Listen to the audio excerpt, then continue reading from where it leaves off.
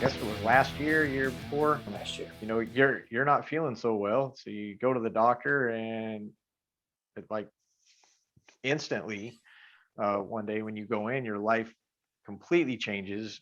You were diagnosed with diabetes. So how does that affect you? Take me back to that day. Just go with it. The day that it happened, I was on my way to work and I was having chest pains. And I actually thought I was having a heart attack, Chris. I really did. Mhm. So I couldn't hardly walk up the steps. I got upstairs and told the boss, I said, I just don't feel right. I said, something's not right. And I went to the doctor and he asked me, he said, the nurse asked me, said, how long have you been diabetic? I said, I was diagnosed years ago with borderline diabetes, but then after a couple more doctor visits, they said that it was a misdiagnosis. So I said, as far as I know, I'm not. He said, your sugar's over 300. Your A1C has averaged over 11 for a year. So I ended up in the hospital and my life changed completely that day. I give up a lot of things because I'm not a typical type 2 diabetic. I mean, I'm not, I'm really small. As well as I do that I love the gym. So I Mhm. really didn't fit the bill. I've even been told that I was making it up because I just didn't look like a diabetic. So it's hard for me because I can't just go on a diet and lose the weight and get my A1C. I have to watch what I eat. I have to have so so many proteins and not enough carbs and so many carbs to even maintain my weight at where it's at right now. And it's a struggle. It is a struggle. And I have a great support system here. I have a great support system at work. Everybody knows that I have to watch what I do and how I eat. And The first few years I knew, you could eat anything. You would try to eat anything you could because you wanted to gain weight, you wanted to put on a little weight, and you just couldn't do it. And now, like I said, in an instant, you can't eat the things. You can't just eat whatever you want anymore. Um, so for people that don't know, and I don't think a lot of people do, unless you know or have are affected by diabetes, what are your limitations? What did change in those aspects Snickers. of Snickers? That was my advice. I could eat 2 or 3 king size Snickers, and I haven't had a Snickers. I had a fun size like 3 weeks after I was diagnosed with diabetes. The doctor gave me one, and I have had zero since. I just can't have one. I've had Mhm. to give up a lot of my carbs. If I eat a cheeseburger, I can't have the fries. If I eat the fries, I can't have the bread. If I get meals off of line just so I can Mhm. maintain when I'm at work what my protein intake is versus my carbohydrate takes, and I have to eat more and eat less at the same time. I mean, I have to eat more times a day, but I can't eat as much. And I haven't had regular soda or regular tea in a year. I drink sugar free or diet, or I drink tea with Splenda in it, or water with Propel or Zero Gator. I have to be very mindful of what I put in my body. Like you said, yours is unique, um, in the fact that you don't have a lot of the same ailments, but you probably can get away with a lot more than some other people. Or is that accurate?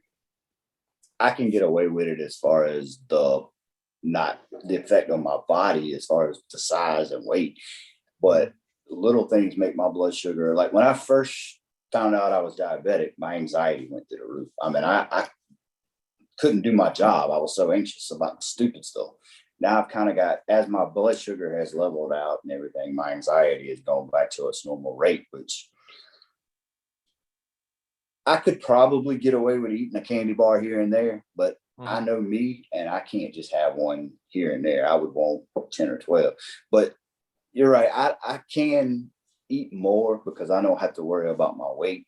I don't have to worry as much about the calories I eat as much as I do just the carbohydrates and stuff that I eat.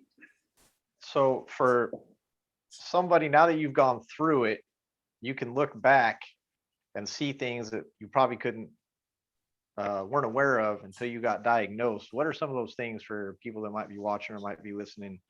If you have this, if you have that, I didn't know it at the time, but pay attention.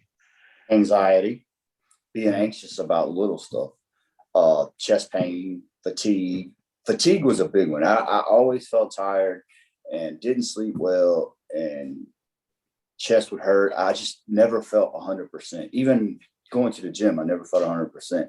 And I just chalked it up to working all the time. Once I figured out what it was and got everything under control, I'm a different person. I mean, I don't nap anymore, hardly ever. And I just feel different. I mean, I feel like I don't worry about as much. I still stress, but that's because that's who I am. But as far as like anxiety and stuff, I don't sweat stuff as much anymore. And I feel like a different person. The warning signs are there. You just have to look at them. I just didn't want to see them, or didn't. I just told myself it was just because I was getting older and wasn't feeling well. I mean, it was just tired. It's not that. If it's there, go see somebody. You can control diabetes. Sure. It's life changing. It is. But you got to know you have it. You got to know you have it, and you got to have a good support system. I mean, I have friends like you and friends, like my wife and my kids. They watch what I eat. They know that I can't have it, and they'll hold me accountable too. If they think I had a candy bar when I wasn't supposed to, they'll let me know. Dad, you can't have that. That's right. And it's just something, if you're out there and you don't know if you have it or not, it's a simple test. Check your blood sugar. If it's over 150, 200, go to the doctor. Yeah. I'm telling you, once you get your blood sugar under control, you will realize how much better you feel. I didn't realize how bad I felt until my blood sugar was leveled out.